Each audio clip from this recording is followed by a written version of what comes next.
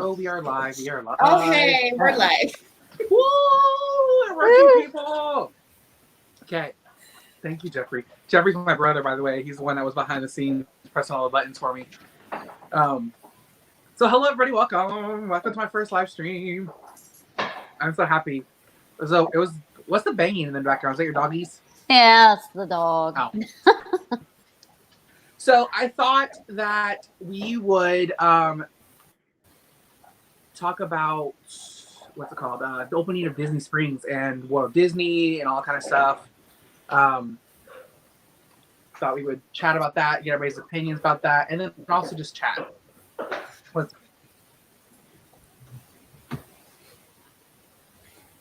I'm saying hello to everybody in the chat. I think there's there's 4 of us. Poor people in there. So Disney Springs opening. I'm assuming no one went because Josh, where are you located? Jacksonville. Okay. And me and Roxanne are out of state. I watched so many live streams that I haven't watched any today. Well, I listened to them more than anything. And they were pretty much booked like to capacity by 10:30 or 10:45 or something around there. And it didn't lighten up until it started raining when everybody started to leave. Corey Meets World, he only had about an hour wait to get in to World of Disney, whereas earlier that day there was like a 6-hour wait because he went while it was raining. Yeah, I think Sorry, go ahead. I think he got there at a perfect timing because usually when it starts raining in Florida, everyone scatters. Yeah, and I think that was a smart move on his end. So, I'm going to share the stream out real quick. So if I'm distracted, that's why. No, you're okay. Thank you. The Disney Sisters went, and they have a vlog coming out tomorrow about it. They didn't seem to have that big of an issue. They seem to have, as far as I know, they didn't seem to have any issues getting in and getting out. Hi, Jess. Hello, Jess. Hey, Jess. Yeah, Jess is a friend that we pin traded a couple times, and then all of a sudden we Funko Pop traded a couple times. But yeah, well, I think the reason why Corey from Corey Meets World had problems is because he had copyright music playing. Well, that's something that you can't avoid at Disney is copyright music because he was streaming for 6 hours. That's a long time. It is a long time. He couldn't get it back. So, and they removed his video. Yeah, they removed it. Like with live streaming, when you get a copyright claim, it's different than a YouTube video where you get a copyright claim. So because they can't put commercials in a live stream. Yeah. Oh, okay. Oh, yeah. I really want to go to Orlando just so I can be a thing, but I don't appreciate and I don't like Disney Springs as much as everybody else does. I don't want to go to Disney Springs just to go to World of Disney. So I'm probably going to wait until July 11th and just hit up Magic Kingdom. Possibly just hit up Animal Kingdom because I know Animal Kingdom will probably be less crowded than Magic Kingdom. So I may just go down July 11th. Is that a Saturday or is that like a weekday? That's Saturday. It's a Saturday? Okay. Yeah, I'll probably just go down on Saturday, the 11th, and go down for the day and see what everything's about. Or, I don't know, I may just wait until the 15th and go to, or whatever the day is, the 14th or 15th, and go to Epcot. And just do Epcot because I don't know. I want to go to Magic Kingdom, but at the same time, I don't want to deal with all the crowds that have to come to Magic Kingdom. I feel like Magic Kingdom is going to be extremely crowded the first day. Well, I mean, they're going to do a capacity at whatever percent they choose, whether that's 20, 25, or 30. So it won't be nearly as crowded as a regular day there. But because of all the things that they're going through in order to allow you to ride a ride, like cleaning after the rides, spacing out people. It'll probably be the same length of waits, if not longer, because you're going to have those virtual queues. Is the proposal visible to the public? Like, is it viewable to the public? Yeah. I don't know. I don't think if it is, then that's good. But I wouldn't think that they would actually make that public until it is approved by the governor. Yeah, it should be. I mean, they wouldn't have announced it if they didn't think it wouldn't be. It's such a weird situation though, because if you're sitting in like the governor's shoes, and you're like, I really want to get Disney open because it brings a lot of people to Florida, to Orlando area. But at the same time, it's like it brings a lot of people to the area. So it's like, do you want to risk people being in the area and maybe having an issue, or do you want to have people in the area because Disney's going to open and it's going to bring money and people and all that kind of stuff? So I don't know. Yeah. Well, I will say that. So I booked mine and my sister's trip. It was either yesterday or the day before. I booked our trip for February, and now you can't book anything at all. Like, you go out on the website and everything's blocked out. You call them and they're saying, we're not taking reservations right now. Yeah. They're done for the year. Yeah. Yeah. Passholder Trav just said he was at Springs on Sunday, and he's heading there today, but they hit capacity and he wasn't going to waste a 2-hour drive, which I completely agree. Does anybody know what time they hit capacity? It was like 10:30 or 10:45 in the morning. It was early. At that point, they weren't even allowing people in the parking garage. I think until then, until people started to leave, they weren't letting anybody even park. Did they open all of the garages? Well, they opened the lime and the orange. I don't know if there's a third one or not. No, lime and orange were the only two that opened. Yeah. I was actually talking to Lena from Life with Lena earlier this morning, and I was kind of, part of me was like, okay, let me just try and see if I can book a last minute trip for this year, just to kind of see. And she's like, no, they're done. They're done. So I'm like, okay, I wanted her to try and see if she could do it, just to kind of see if Disney would allow. And like, look, I don't want to make your job even more difficult, because she's a travel agent. And it's like, I'm like, if nothing's available, I can just wait until next year. No big deal. I kind of just did it just to wait and see. And she's like, yeah, Disney is no longer taking any more reservations for the remainder of this year. And you can start booking a room for next year, but packages don't come out until next month. So I'm like, let me wait until packages come out, because I know I'm going to want a package for when I go in February. I'm going to want like a room and dining and park ticket package. And I told her that I want to go for the 50th anniversary, which I know it's going to be crowded, but it is what it is. So I booked mine again, like I did room only. And when I talked to them, they're like, just call back when we open up packages, because I want to do a package too. But when I was on the phone with her the other day, I asked, I was like, should I just wait till the packages come out, or should I do room only? She was like, because you're going in February and it's the beginning of the year, I would book your room only now, since you want a resort that usually sells out. That's smart. So I booked my room only, and then when I booked it, I booked an all-star, and it's $200 a night for an all-star in February. I was like, right now, and you could see online. I went online and I selected the week of Christmas, like Christmas week, which is supposed to be the most expensive. It was cheaper than the February date. That is insane. It was like 146 really or 48 or something like that for the same freaking resort. I was like, you jumped your prices up over $50, and it's not even a holiday. Yeah, like February is low peak season for Disney. Usually things start to wind down a little bit during February. That's probably why they raise the prices. And They then usually give really good deals during the wine down time to get people to come. I think they just jacked up their prices for next year in general. I think because they were closed for so long, they had no other choice but to find a way to make up for loss of money. Should I just stay off resort at a nicer hotel for like $100 a night? Yeah. So, and then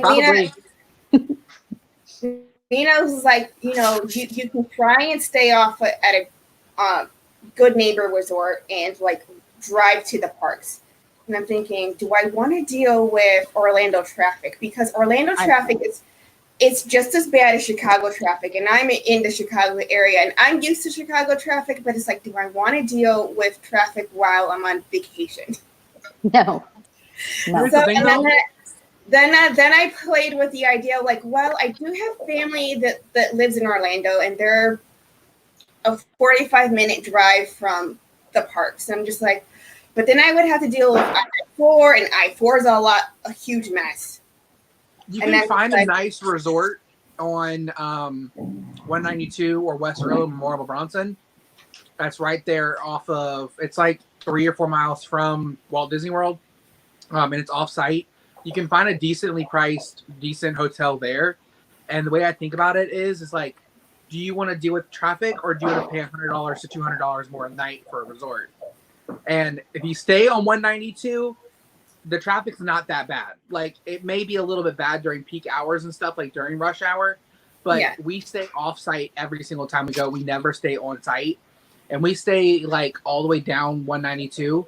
And it takes us, like, in the morning time at, like, 7 or 8 a.m., it takes us maybe, like, 5 to 7 minutes to get to the gate of, like, the ticket place, like, where you go to get Magic Kingdom tickets. Yeah. Not on ticket and transportation, but like where you check your Magic Band and you pay for parking. So in the long run, I would definitely rather deal with traffic, but at the same time, unless you're not going to drive, you're going to have to get an Uber or a Lyft or shuttle or something like that. So you'll probably have more timing. Whereas me, I just hop in our car and we just go. Yeah. I'm driving down, but the trip is for my sister. And I asked her if she would want to stay off-site or on-site. And I told her like the benefits to each. And she said she wanted to stay on-site. And that she was okay with the cheapest resort. Because when we go, we usually stay at like Animal Kingdom Lodge or something. Yeah. So it's going to be like a shock to me going from Animal Kingdom Lodge to All-Star. But she's never been. So it's going to be like all whatever section we stay in, Lion King section. She's going to be like, oh, this is cool. Yeah. Was All Stars the only thing that was available? All Stars was the cheapest, and it was All Stars movies. It was $3 cheaper than All Star music. Yeah, $3 a night cheaper, not $3. Is All Stars even that nice? They just renovated, so they have like the fake hardwood floors now. And but the thing with the beds, though, they use full size beds, which is fine if it's just the two of us because there's still 2 beds.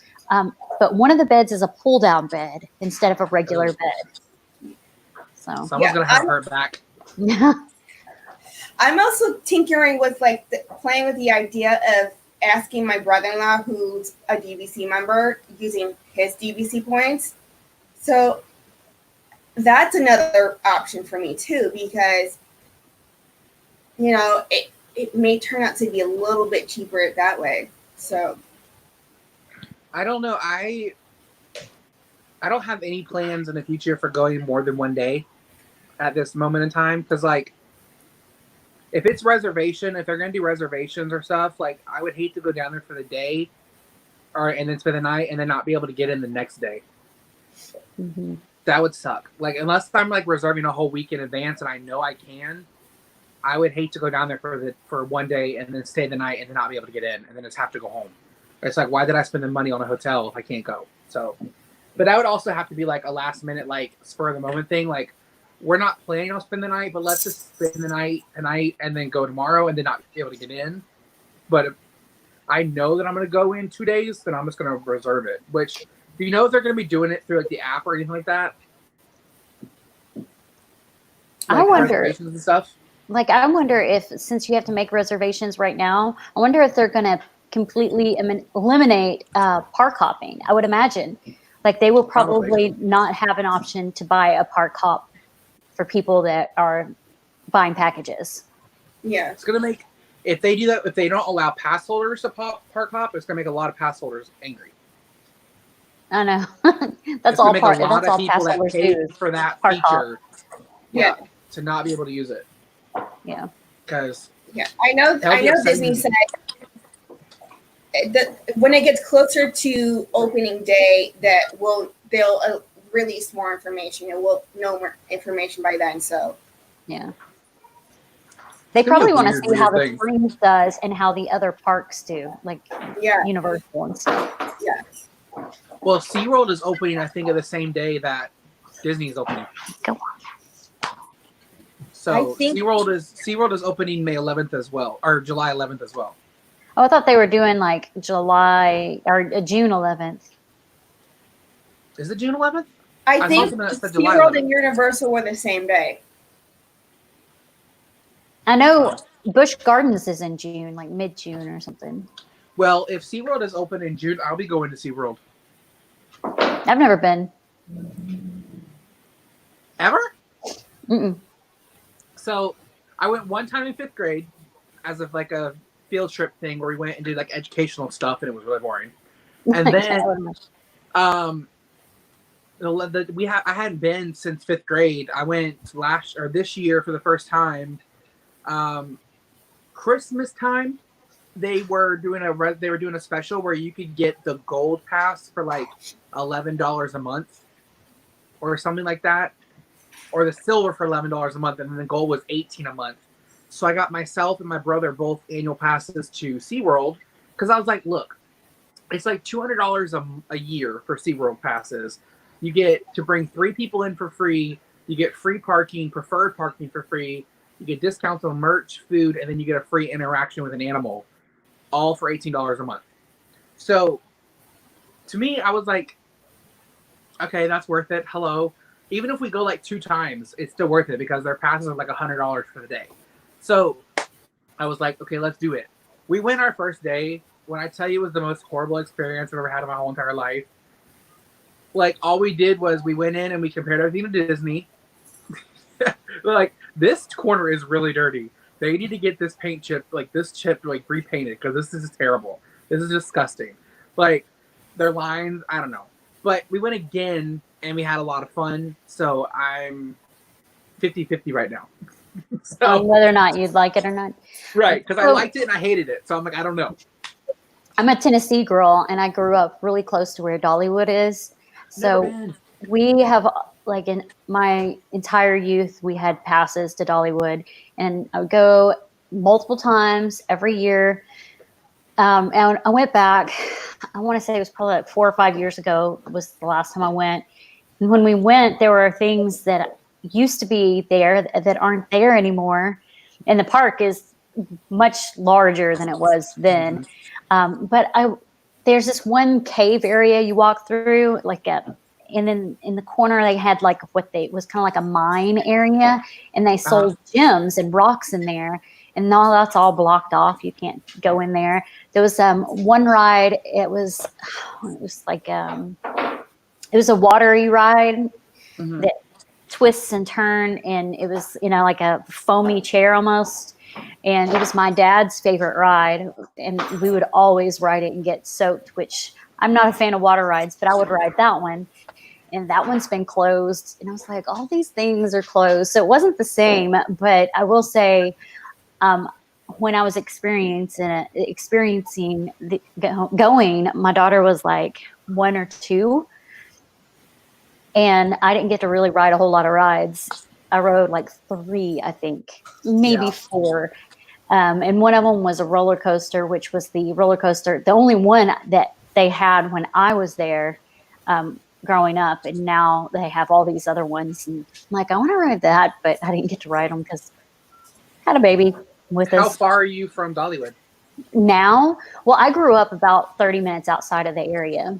And now I'm in the Nashville area. So it's like a 3.5-hour drive. Is it worth a 3.5-hour drive? Yeah. Definitely if you do like a weekend trip and you stay in Gatlinburg and you walk the streets. Gatlinburg is pretty. walk the streets in Gatlinburg and then get a Dollywood pass and the Splash Country pass and go to their water park too. I like their water park. We went there last year, probably a week or so before my dad passed away. All the family was in town because we knew he was going, and we all went to Dollywood.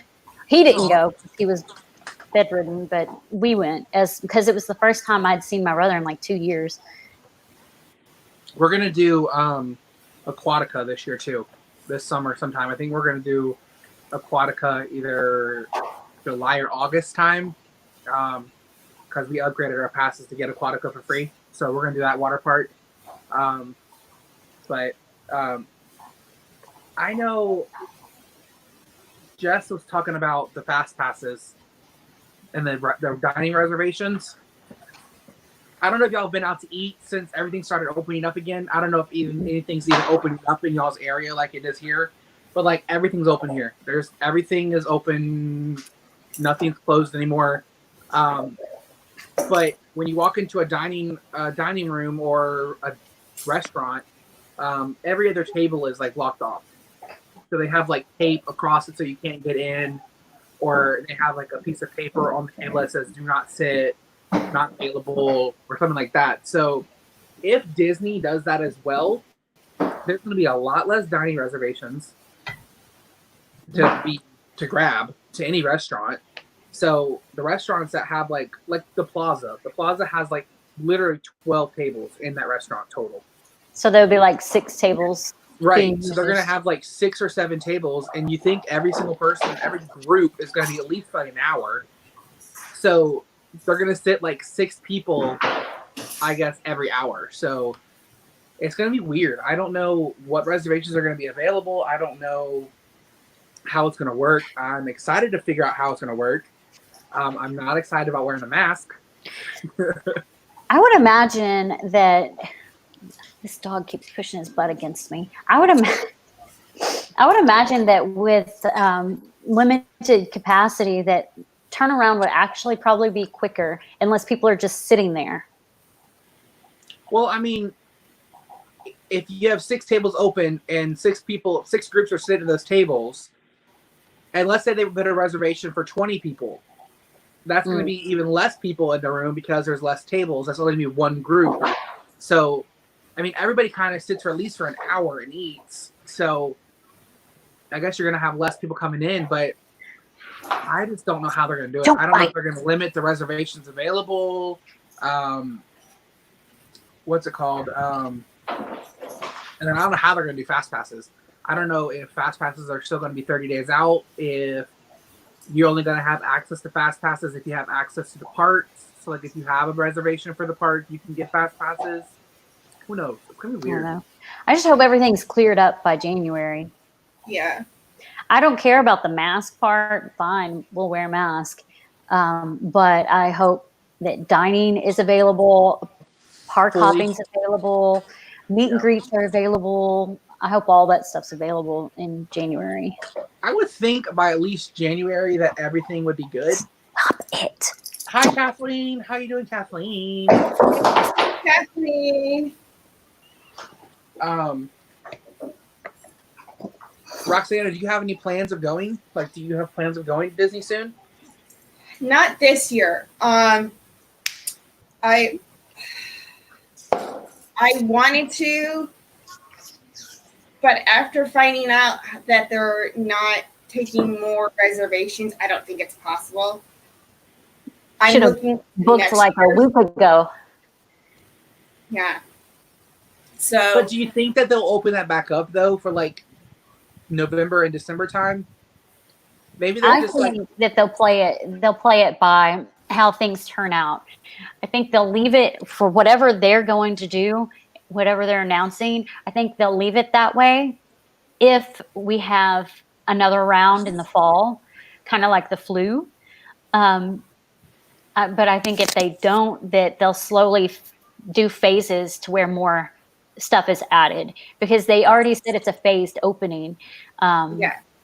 So I think it all depends on how everything plays out. It all depends on how the visitors coming react. If they're stupid and they sit there and grill hot dogs at Disney Springs, then they're going to keep the strict rules. Or the picture that I saw, I think Dev posted it, but somebody posted it where instead of people spaced out 6 feet at Disney Springs, they're all just in a gaggle. And I'm like, if visitors want to act like that, they're going to be stricter. Well, no one follows the rules to begin with. Like, no one wants to follow rules, but at the same time, it's like there's always that one person or multiple people that are going to ruin it for everybody else. So Disney is going to roll out some rules, and when they notice they're not getting followed, they're just going to have to get tougher, and that's the part that's going to suck because it's going to ruin it for everybody else that wants to come in, and just go to the park. So I am excited that it's opening. I'm excited that there's some kind of hope coming along, that we are getting some kind of light that is letting us go back. It's regardless of how it happens, they're back open. They're going to be back open. Hopefully at the beginning of July, hopefully mid-July sometime they'll be open. And then I'm hoping by the time October and December comes that they'll be fully open and ready to go, with everything regulated and everything perfectly great so that we can enjoy the Halloween party and the Christmas party. Because I really want to go to those, and I don't want to be limited by a lot of restrictions because there's a lot of characters to meet during the Halloween party, and there's a lot of characters to meet during the Christmas party. So those are some things that I really want to do this year. That's like my goal. Because I go to Disney in December alone, whenever the Christmas decorations come out. I go to Disney like once or twice a week. So like I'm there a lot. My first time to Disney during the Christmas time was this past year. And I actually like the fall way better than Christmas time. Why? Fall's my favorite season anyway.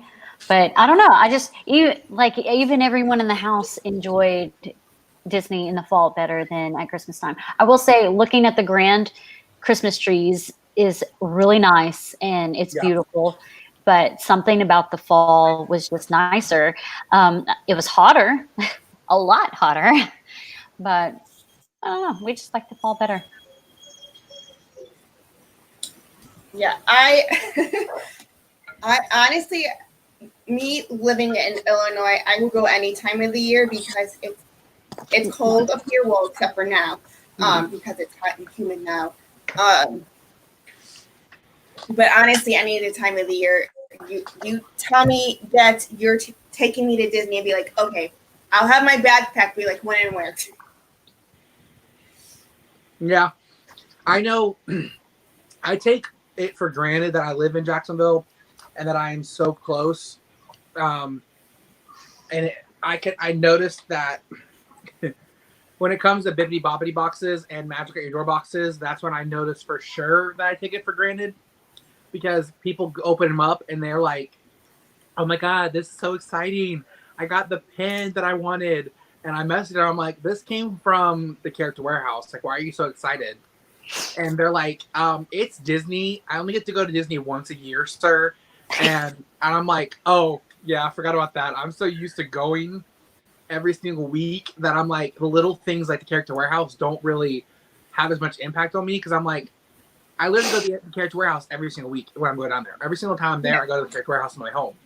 So when people get those boxes and they have Magic at their door or Bibbidi Bobbidi, I'm like, what's the big deal? I can pick it up for you if you want me to. But then to have that little bit of Magic every single month when you can't get to Disney or whatever, that's where I definitely take it for granted. But how long is the drive? My drive is 2.5 hours. It is 2 hours if you drive like me. So usually about 2 hours. We can leave. We usually leave in the morning around like 8 or 9ish. Get down there around 11 with breaks and bathroom breaks and breakfast. We hang out in the parks all day and then drive home that same night. So we'll usually get home around like 11 or midnight, and then that's it. It's I have a cheaper. friend that lives in Jacksonville, and I stayed with her in college for spring break. That was in 07? Yeah. Spring break, 07, yeah. And we drove down to Disney and went to Disney and then stayed the night at, I think it was the Hilton, and then went to City Walk the next day and then went back to her house. So Yeah, it's fun. I think me and my brother, or we used to go by ourselves, me and my brother. Sometimes people come with us, and I'm always driving. There was one trip. We took 3 different trips in 3 days. We drove down on a Friday night or a Friday morning, drove down, stayed all day. The park closed. Magic Kingdom closes, I think, at midnight. So we got home around like 3 or 4 in the morning. stop.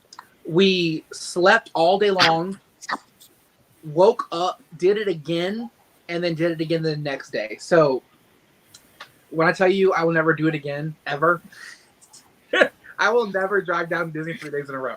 I would rather just stay in a hotel. Oh my gosh, Yeah, I'm about to strangle this dog. For me, it's a 20-hour plus drive, depending on the time of day I leave, what day of the week it is, and how much traffic there is, and then the number of stops and rest stops I take. That's a really long drive. Yeah, so Yeah, it's like 12 hours for me. But like, be lucky. if you drive down, when you're heading to Disney, you have the most energy in the world. You're so excited. You can't wait to get to Disney. I cannot imagine driving 20 hours back after Disney. For me, I would leave around like 8 or 9 o'clock at night, and we drive through the night so that we can get there by 10 a.m. to go to any rope dropping we want to do, or go to the outlet. Exhausted? Yes, we don't get any sleep, and then check into our resort at like 2 or 3, get cleaned up, go to dinner, go back to the room, go to sleep, and do it all over again at freaking 5 o'clock in the morning all week long. Why don't you leave in the morning, drive down, and get into a hotel room, sleep, and get a good night's sleep, and then rope drop in the morning? Because then you miss all the other stuff. What stuff? I know. The main reason is because we have to drive through Atlanta, and if we're driving through Atlanta during the rush hour, it's horrible. So that's true. Drive through the night. Plus, Chattanooga is so pretty at night. Oh, you know, I really want to go is Pigeon Forge. That's pretty too. Jess was saying that she's from Nashville. Yeah, she's north of Nashville. I'm south of Nashville. Yeah. We're probably about an hour and a half, maybe 2 from each other. Oh, so you know her too? I don't know her. I just, I've been talking to her in chat a little bit. Oh. I am excited to go back and do vlogs. I had just started getting back into vlogging. Like, I had just got to the point where I was confident in vlogging, and I wasn't scared to hold my camera up and actually vlog myself in the parks. And then all of this happened, and I'm gone for 2 months. Like, it killed me because I was just getting happy with being able to vlog in front of people. It wasn't bothering me. I wasn't embarrassed to do it. I wasn't self-conscious. And then all of a sudden, bam, we're back. If I'm by myself or if I'm the only one interjecting into the vlogging, it does make me a little nervous, and I'm like looking around, who's watching me? But when my son and I were live streaming in the parks, I didn't have a problem with it. I think it's just the vlogging piece of it because people are Probably like, because you were talking to people. Maybe. I don't know. It's like you were having a conversation with somebody, so it wasn't really bothering you. Maybe. But when you're sitting there talking to your phone or to your camera or to whatever you use to record, and there's no one on the other side talking back, it's a weird situation. It's weird because you're like, we were doing a pin scavenger thing with the WDW Aristocrats, and we had 4 different channels competing, and I was by myself. Everybody else had a partner but me. So I was by myself, and I was walking around doing pins by myself, and I walked we started on Main Street. I walked the whole entire park in 2 hours, so like just straight through, and vlogging the whole entire time. But I was like talking to myself, like, okay, so we're gonna go over to, let's say, Jungle Cruise. We're gonna go over near Jungle Cruise and see if there's any cast members that have pins. You see people in the background, I'm like,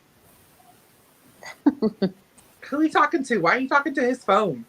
So it was weird. But then when I got to when I got near Liberty Square-ish areas, like Haunted Mansion area, I was like, it was second nature. I was like not even paying attention to anybody. I wasn't looking at my camera to see who was watching. I was just talking, and then it started to go a lot smoother. I'm gonna have to. I haven't edited that video yet, and it's gonna be a lot of editing me just being silent because people are watching. So You gotta edit out the awkwardness. I edit out awkwardness all the time on my videos, and get tongue tied. Like I get tongue tied on here. I'm like, and I'll edit it out. And sometimes I won't even edit it out, and I'm just like, meh, I'll just leave it. Yeah. Well, it's like every time I make a video. So spoiler alert, I burp a lot. So It's the sodas. Yeah, well, I haven't. It's just like I guess indigestion, so it causes me to burp, and it is it's a lot of me editing out that moment. So I'm like, oh my god, look at the pin I just got, and then I have to like cut it and edit and get rid of that because I don't think anybody wants to hear that on my videos. I sneeze and cough a lot in my videos. Sometimes I leave it in, sometimes I edit it out. When I went to Hawaii last summer, that was my first time vlogging like an actual trip. And it took me a while to kind of get used to it because I was doing it off of my phone. And so I'm holding my phone like this, and then people around are just staring at me. And it took me a while to kind of be like, block them out. So I'm just like, okay, if I can vlog my Hawaii trip confidently, I think I could do Disney the same way. So I think that my first vlogging experience was Outer Banks, North Carolina. And I vlogged pretty much the entire trip on a GoPro. So that was fun. There's a lot more people at Disney, though. Yeah, there wasn't a whole lot of people. Like, because we were in May, and it's not like the busiest time of year for Outer Banks. It was still cold. The water was so cold, I don't think I even got in it. Yeah, it's a whole other ballgame when you're vlogging at Disney. yeah, When you're vlogging at Disney doing anything, there's people, at least 20 people in your viewfinder or whatever it's called at any given moment. So, and they're all watching you. Mm-hmm. yeah. I feel like at Disney it's a little bit easier because like at Disney's so used to having vloggers such as like Prince Charming Dev and Corey Meets World go there. All those people that live close go there all the time, and they're so used to vlogging. And I think Disney's getting used to it now, so it's just like, okay, whatever. It's just another person on YouTube. So I think it's true. a little bit. Yeah, that is true. So because I feel like, so if you want to go to Disney, you want to wear a funky hat, or you want to wear a weird hat, or you want to wear a giant pair of mini ears, or you want to wear a shirt that has weird words on it or something, anything you want to wear, I feel like Disney's the place to do it because you're more accepted there. yeah. So like people at the parks are definitely used to seeing people vlogging. They may stare at you because they're weird. It's weird seeing someone list vlogging, but I feel like they know it's coming. I feel like there's going to be people in the parks at any given moment vlogging everything. I feel like vlogging culture is slowly becoming a norm, and people are starting to accept it a little bit more because, you know, people like David Dobrik. I don't know if you know who he is. They've been doing it much longer than we have, and they're used to just people random stares, and now it's now taking the rest of the world. Okay, we're all documenting our lives somehow, making memories. But if I'm getting paid millions of dollars to vlog, I think I'd have a little more confidence in it too. Yeah, for sure. Yeah. If I'm getting Plus, paid millions of dollars for it, I'm gonna do whatever I want and say whatever I want, and people can get over it. Yeah. Plus, we're giving Disney free advertisements. Yeah, that's Yes. true. But they're like so strict on their copyrights. Like I did a video one time of the full, I think it was the Flower and Garden Festival, possibly, or maybe it was the Food and Wine. Who knows?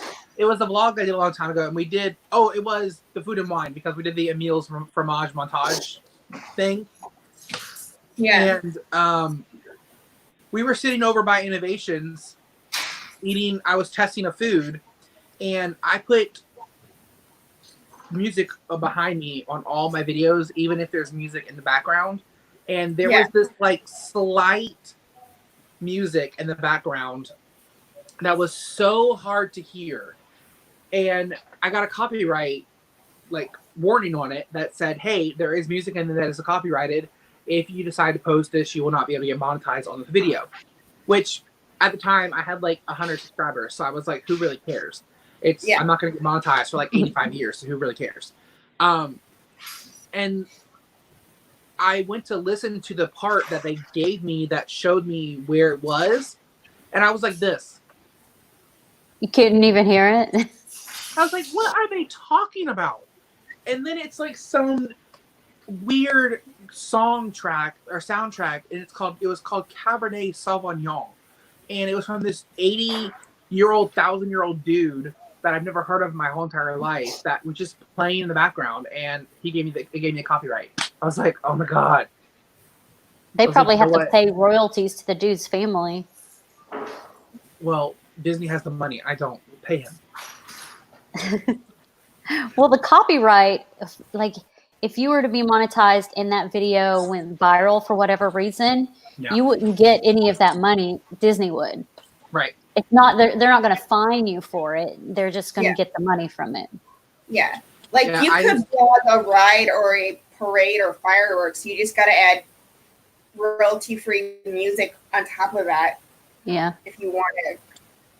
I know that someone told me that if you get a copyright strike on it or copyright claim and you post it and you are monetized, you have the choice to not monetize that one video so that it's just a video, even if it does go viral. You just won't make money off of it. You wouldn't make money off of it either anyway if it's got a copyright claim on it. Right. Yeah. But you can still post it, just not monetize it. That way it's still on your channel and people can still watch the video. You just won't be able to put advertisement or any kind of ads or anything on it because it's got a copyright claim. So I just ended up posting it because I was like, I worked really hard on that video and I did not hear that music, so I wouldn't have known to override it or to cover it up. But I was like, I'm such a small channel anyways. I was like, who really cares? I was like, it wasn't a copyright strike or a copyright claim or anything. It was just like, they heard music. I was like, okay, that's fine. It's going up anyways. I don't care. I'm not re-editing this video. I'm not reposting this video. Like, it was one of those videos that I was like, you know what? I have an idea. I want to work really hard on this video because I really want to put this video out. And it was a video that took me a long time to video because we had to walk the whole entire World Showcase to do it. And we had to go stand in line, buy the food, go taste it, give my opinion about the food, and then also take pictures of the food and pictures of the menu and all that kind of stuff. So it was a lot of editing, a lot of cutting, and a lot of just putting the video together. And it was like a 30-minute video. So to be like, you need to take this down or it's not going to be copyrighted, I was like, I'll just get copyrighted. I mean, I will get monetized. I'm not taking this video down. Yeah. It wasn't worth it. Yeah. I worked too hard on it. Now I got like no views, rude people. No one watched it.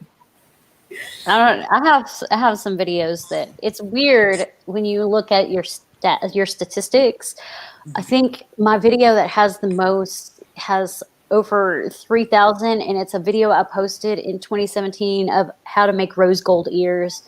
Oh yeah, you told me that. It's such an old video, and it's very poor quality. I don't know. It's like, now I know my most biggest video that I have is because I was with Miss Cherry. We did a box swap together. Yeah. And Miss Cherry has like 13,000 subscribers. So like I Yeah. understood why that one blew up. But there are some that I have that have like 600-700 views, but they're all hauls. Yeah, people like to see the product. Yeah, every single one of them is a Character Warehouse haul. So I was like, but then I have a friend who had a pin video that she put up of her opening some pins, and it's got like 1,100 views. So, and she gets like less than 100 views a video. So it's one of those things where it's like, what does YouTube do? They sit at home, they're just like, let's pick a random video today that's going to be really good. This dog. Your dog is, what's wrong with your dog? What's wrong with your doggy? Oh, he's making random noises. Hold on. Let's see. Put your doggy outside. Oh, Loki. Loki. Loki. It's been Hi, raining all Loki. day. I'm not going to put him outside. Oop, What is it? That's my face. That's my face. It's been raining all day. I'm not going to put him outside. Look how close he is to my face. What are you doing? He's like, Mom, pay attention to me. Hi, Tony. Loki. No, there's a guy in the chat named Tony. Tony. The chat. Yeah, me and do y'all do Funkos? I know Roxana has a couple. Yeah. I've got like 4. Not as many as you. Good grief. But yes. No judgy. You basically have an entire store. Yes. Anybody want to buy some? Anybody want to buy some? Give me $10, $10, $10, $20, $20, $20. Have a Funko Pop auction. I sold one yesterday. I opened a mystery box on my channel from a Funko Pop shop, and there was some grails in the mystery boxes that you could possibly get. And I was like, okay, cool, let's try it out. It was $10.99 a box, and I opened it up on the channel, and it was a chase. I don't know, y'all know what pin chases are, right? Yeah, like a chaser pin. Yeah, but this is a chase Funko. So the Funko Chaser is the same Funko. It just has a different either outfit, or it looks different, or it's different colors, or it glows in the dark, or something like that. And there's less of them made, so they're harder to find and they're more expensive. Well, I opened up this box, and it's a Gremlin Funko Pop Chase, and it's glow in the dark. And I was like, oh my god, it's a chase! That's so exciting! I'm so happy. That's one that was like the rare ones. I went on the Funko Pop shop and researched how much it was. It was $125. I paid $10.99 for this bad boy. I sold it yesterday for $120. So excited. So excited to make that money. That's $120 I can buy more Funkos with. Or just save it and put it towards a Disney trip and buy stuff in the warehouse. I would save it and put it towards a Disney trip. Yeah, that Disney trip just says Funkos are amazing. I know. Jess is the one that I traded with Funkos with. So, Jess, have you got your box yet?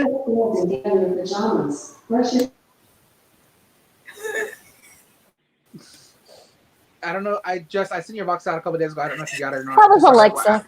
Was that Alexa? It was Alexa. Telling the kids to go to bed, and they didn't listen. They're still sitting in there watching TV.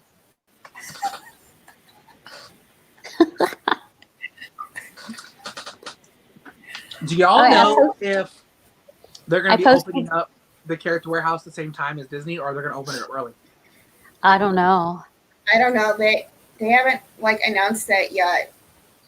I might go take a trip to Character Warehouse if it opens up earlier, just take a trip to Orlando just to go there. I posted this stream into the Collab 2020 chat on Insta. Oh, nice. Thanks. I miss my Character Warehouse a lot. I miss having people do pickups for me because obviously I'm nowhere near the parts. So I'm just like, hello. I'll do it for free. So- I won't charge you extra. I'll keep that in mind.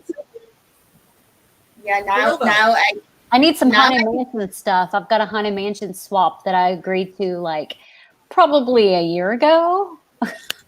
No, I agreed to the Haunted Mansion swap back in November for October 31st of this year. And I've got to get some stuff. There are new Haunted Mansion Funko Pops coming out Mm. from the stretching room. So get those if you can. If not, get the ones from last year or from this year that are. Were they last year? This year? They were 2019, I'm sure. Yeah. So get those too because those are always good too. If you can get Constance Hatchaway from 2019, it's a really good Funko Pop. Right there. Oh, you can't see her. Right there. Still can't see her. Right there. Oh, yeah, I like that one. okay, yeah. Constance Hatchaway, and then there's also the opera singer there, and then there's the mummy spirit up there. Yeah. So, and then there's also I also have the rare Madame Leota from the Disney parks. Ooh, I like that one. Well, my person, she's not in the chat, so I can say what I've got so far. I've got a nice Haunted Mansion purse for her. Ooh, nice. A mug, and like one or two other things that's pretty small. I can't remember what they are because I Hi, bought Katie, them Mr. Morrow. 4 months ago. Yeah, I there were like a few summer swaps that I was supposed to be in. And ooh, that one's really nice. Yeah, that's one that I was wanting, but I ended up getting that's from the 50th, right? Yes. So my friend James over at Pen Pals, he Yeah. was going to Disneyland for that, and he got me some nice 50th anniversary pins, and I was like beyond grateful. I know they cost more than what he charged me for, because one of them was a limited edition of 999. Wow. It's a really cool number. That's an awesome number. That's awesome. Yeah. There's always room for one more. I ended up getting. So what I did was I actually went. I went down to Disney by myself specifically for the release of that Funko Pop because I knew I wanted one. And every Funko Pop before that had been released at the parks had sold out almost immediately, and there was never any more in the park. And they even said on their listings that it would be very limited numbers. There would not be a lot. It'd be very hard to get, and there was not going to be more after. So I drove down. I left the house at like 5 or 4 a.m., I think, and went down there, stood in 5 or 6 lines for like 30 minutes at a time to basically, we stood in a line from ticket and transportation.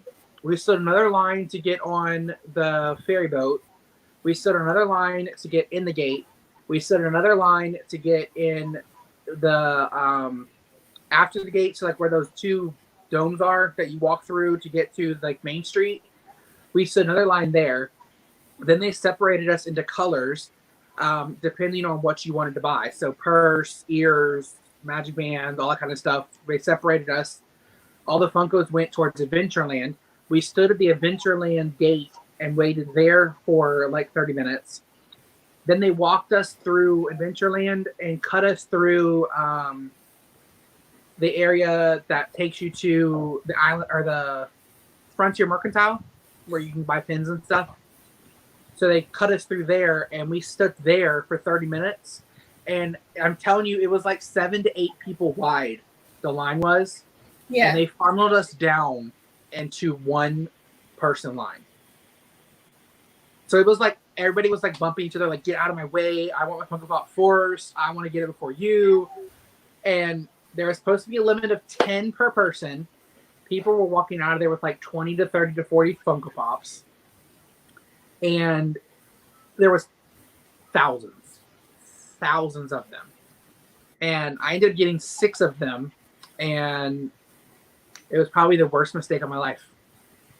To get 6 of them, or to go through that whole experience? To go through it. I would not want to. Because I've done New Year's in Times Square once. Never again. Jesus. Never again. Assholder Trev said that he was there that morning. Yeah, it was not fun. I got a challenge. Do each of you have like a bottle of water around you? No. Do you have a drink? I have a drink. I have a little bit left. Okay, so what you're going to do is you're going to take a drink, stick out your tongue, and try to swallow it with your tongue sticking out. Can I go get a bib first? I'll show you. Hold on.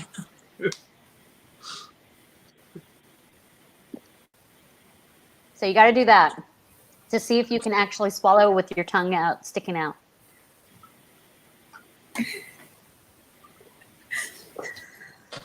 I did it.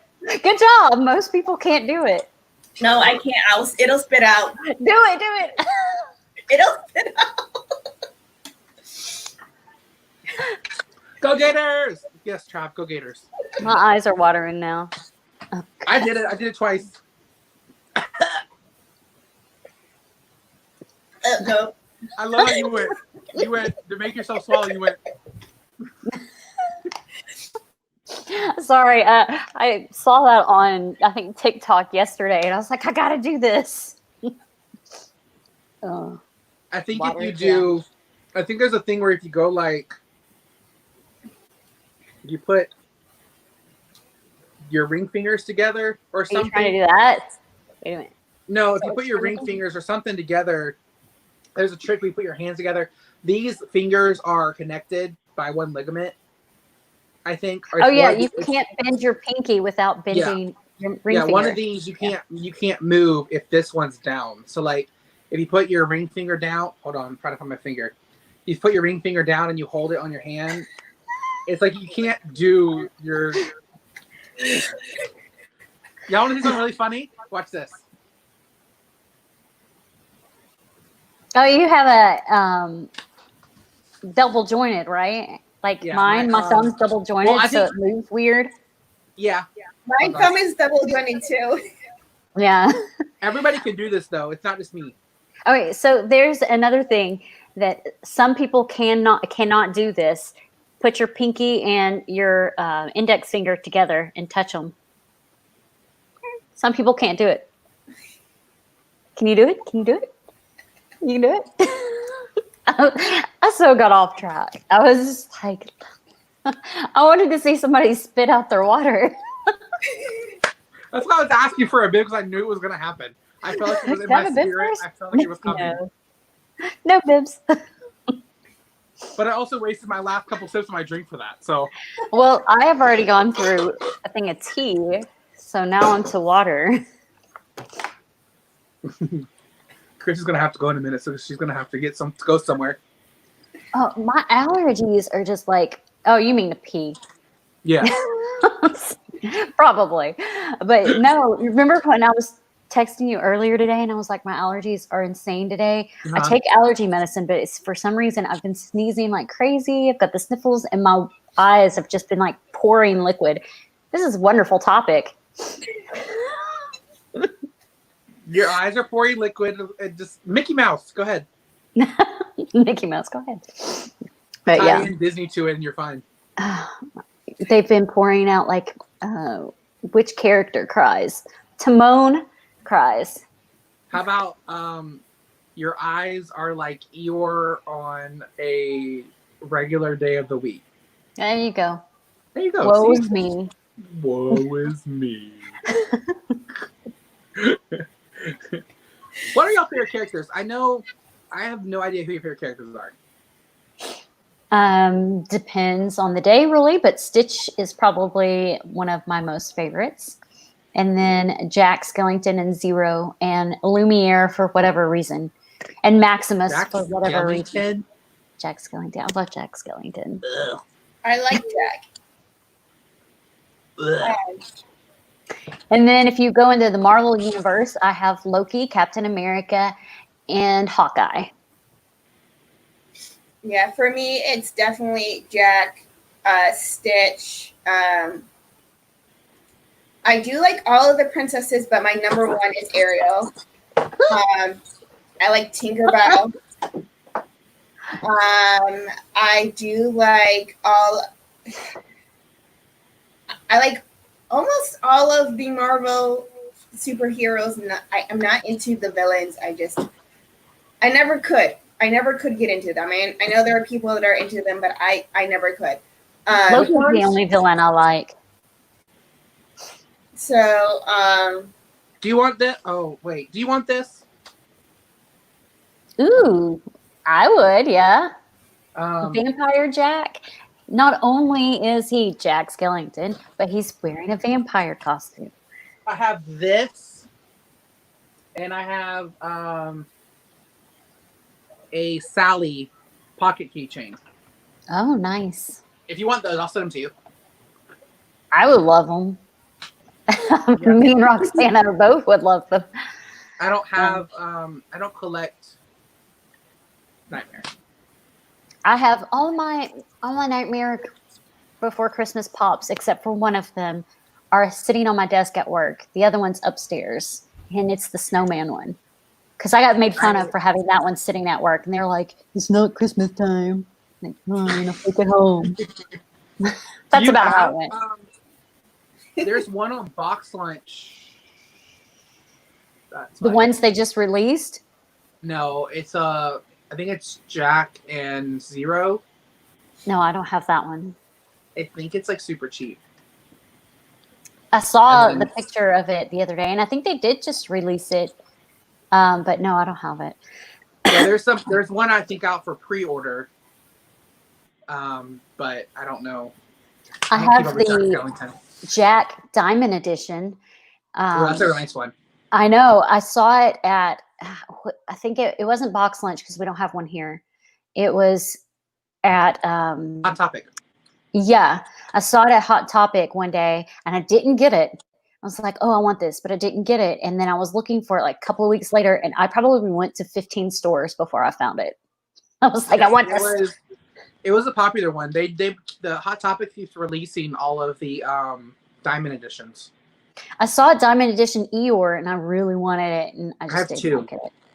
I have two of them. Two of them? Not Eeyore. Oh. I have 2 Diamond Edition Funko Pops. I was looking to have 2 Diamond Edition Eeyores. I like Eeyore too. I don't know where they are though. Roxana, did you freeze? Roxana froze. She just left. She'll probably come back. Bye, Roxana! She'll probably come back. You might want to have your brother let her in. Oh, that's true. I'll have to go over there and get it. Yeah. I have Dumbo.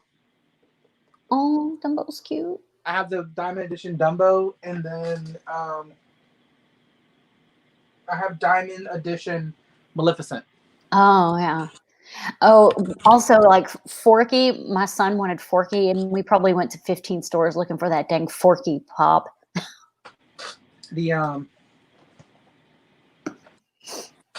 She's just in the chat. She that one. Yeah, she lost connection. Okay, I'm coming. I'm coming.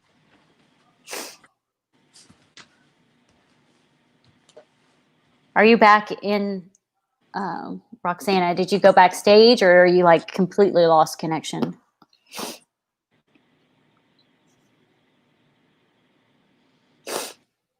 Oh my goodness. Okay. Someone posted in the Collab 2020 chat on Instagram about the parks and the reopening, which we've already talked about, but since we've been on here for an hour, there may be different people. So a park reservations, initially park attendance will be managed through a new park reservation system. To enter a park, both a park reservation and a valid admission for the same park on the same date is required. So just one park. New ticket sales. At this time, new ticket sales are temporarily paused. Existing ticket holders and annual pass holders will be able to make reservation requests in phases before new tickets are sold. Additional details will be shared with the guests soon. New ticket sales will resume after that period of time.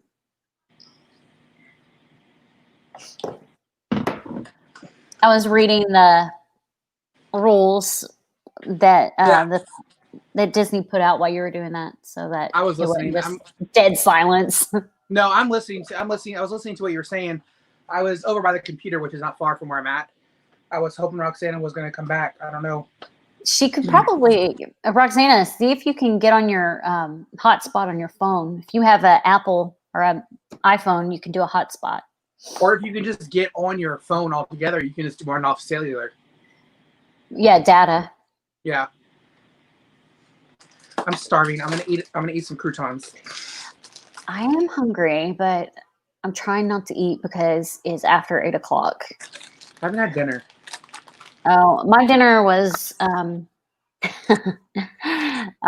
meat sticks and cheese. That's your whole dinner? Yeah, I didn't feel like cooking anything, and I cook keto, and so it takes a little bit longer. So and my lunch was a salad, so I didn't want to eat a salad for dinner too. So I just grabbed some meat sticks and cheese, and that totally sounds weird, but that's what it was. We had Bono's for lunch, so we had a salad. We had a 3-meat salad, so it was like beef, pork, and turkey. So I want Tony what Tony's having. Tony's having ribs, collards, and corn. I don't like collards, and corn I could do without. Because you haven't had my collards yet. I have had them before, but like I don't know. I'm not a southern type of food person. Like fried chicken, mashed potatoes, and mashed potatoes and gravy. So that can sound pretty good. But like dumplings and collard greens and things like that. Mm-mm. You don't like chicken dumplings? Mm-mm. No, I don't. Grr. And I live in the South. I also don't like donuts. Do you like beignets? I've never had them. Oh, beignets are delicious. Well, don't most beignets have cinnamon on them? No. No? Okay. You don't have to put cinnamon on. That's a churro. Okay. Yeah, I've never had a beignet or a churro. I've never had a churro because I'm allergic to cinnamon. So beignets are like a fluffier donut. So they're basically just dough. I wouldn't like it. But they're put powdered sugar on them, and they put honey. I definitely wouldn't like it. Yeah. I don't like funnel cake either. Funnel cake tastes weird to me. Everybody give her a thumbs down in the chat. Internet's back up. She's probably back there waiting on you. Are you backstage so I can add you, or are you not there yet? Because if you're backstage, I'll walk over there and put you. I'm not gonna go over there until you're there because that's a lot of walking. Yeah. Also, I've never quite understood frying fruits. Okay, hold on. Be right back. Like deep fried bananas or deep fried Oreos. I don't even like Oreos anyway. You don't like Oreos? No, I don't. I don't like cookies and cream ice cream either. Okay, I don't know what happened, but my internet Well, went out. Roxana, it's okay though because we're about to be a duo here because we're about to kick Christy off. This woman doesn't like Oreos. Mm-mm. I love Oreos. I don't like Oreos. What is it about an Oreo that you don't like? I don't know. I don't like them. I've never had a desire to eat them. I've tried them a couple of times. I'm like, meh, no. What's your favorite dessert? Fruit? No. I feel like it's fruit. No. I actually don't eat a lot of fruit either because it's not very keto friendly. But I do like fruit. It's a lot of sugar. Yeah. Dessert. Favorite dessert. S'mores. Over a fire. Not ones you make inside the house. Bougie. I had to look that up the other day. I was like, what crap does bougie mean? And I looked it up and I was like, okay, yeah, that is totally my food.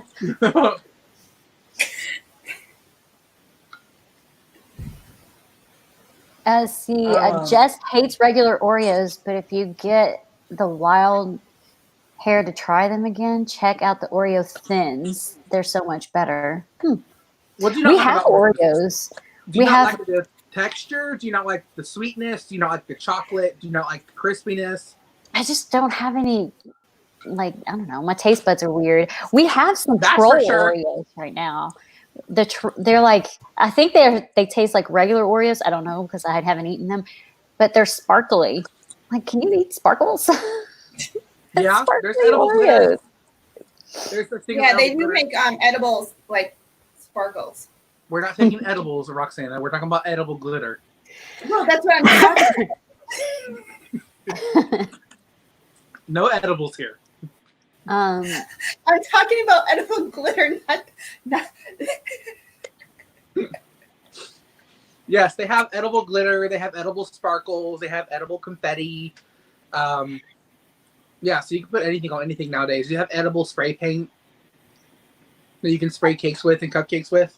I mean, to be fair, I'm not really big on a sweet tooth. I'm more of a savory type of person than sweet. And pretty much all those things I just listed are very sweet items. So I'm more like, give me a nice big savory steak. Jesus. Like a steak. I am. So I like dessert, but I'm more of a like a cheesecake, a brownie, or something like that, or a key lime pie. Well, I do like me some key lime pie, but I'm very Yeah, picky about my key lime pie. It cannot be green because it's not real key lime. It needs to be like a yellowish color. Yes. Yeah, because if you put Bougie. it green, it's got food coloring in it, and that's not good. What? I said bougie. You bougie, girl. You bougie. Because, yeah, green, like I was at Rainforest Cafe with my friend over the weekend. Raintree is actually a salon here, and I always say that. I'm like, Raintree. But Rainforest Cafe, eating lunch with my friend the other day, and they were like, do you want any dessert? And we were like, nah. They're like, but we have key lime pie. And I was like, is it green or is it yellow? And she's like, well, I don't know. And do you want me to go check? And I was like, yes, I do. Well, here's the thing, though. If you get green key lime pie, it could be from food coloring, which they did to make it green because it's got key limes in it, or it all very well could be green from the key lime zest. So there's still a chance for it to be dyed green from the key lime zest, but like 95% of the time, it's going to be from food coloring. Yeah. Which is not good. There's no reason to color a pie that's not natural. Yeah, so, no. Yeah. I'm not. Or they use lemon or lime. If they could use lime, because if you don't have key lime, then they have lime, but it tastes different. Old Hickory Steakhouse at Upperland. I've been there before, Jess. It's been years, and I don't remember what I ate, and it was probably at a time that I wasn't eating a whole lot of steak. I was trying to stay away from the red meat, and I was eating chicken, most likely. But yeah. Well, you can make some good things with some chicken. You very well much can do, but who goes to a steakhouse and eats chicken? Right. Boring. I will say that there's an Italian restaurant in Opryland Hotel that I am not a fan of at all. I had the manicotti there when I used to eat pasta. I don't eat pasta. And it was not good. It was not good at all. You don't eat pasta anymore? Mm-mm. Why? Because it's very high in carbs. Yeah. We found this, we have a store called your Sprouts here. And we found a plant-based pasta that is, I think, like 3 carbs for a serving. And we tried it out as a replacement for pasta. We had it with shrimp Alfredo. So we had shrimp Alfredo. Because was it spaghetti squash? No, it's an actual plant-based starch that they use to make pasta out of. So it was a root. I cannot believe what palmetto root, I think is what it is. Okay. And they, I guess, ground it up and made pasta out of it, but it had limited carbs in it, like no carbs. Because my brother does keto. He's like strict keto. Mm-hmm. And we were starting as a family to eat better, and I wanted to find a substitute for pasta because we're huge pasta eaters here in the house, rice and pasta. So since I cook all the meals around here, I went and found this pasta that I wanted, and it was decent. I think because you're supposed to take it out of the bag and just throw it in your sauce, and it's done. There's no cooking to it or anything like that. So it was okay. It was a good replacement. It worked just as good. It didn't fill you up as much because it wasn't so carby, but it was still good. The Alfredo, you can have Alfredo on keto, so that was okay. And then as long as there's no flour in it. Yeah. So and then we had shrimp, which is good too. So it was a good. Then we had a salad on the side, so we liked it. It was expensive as hell, but it's very bougie. It's a bougie pasta. So for me, it was never the noodles in pasta that I liked. It was either the sauce or the sun-dried tomatoes, if that was in it, butternut squash.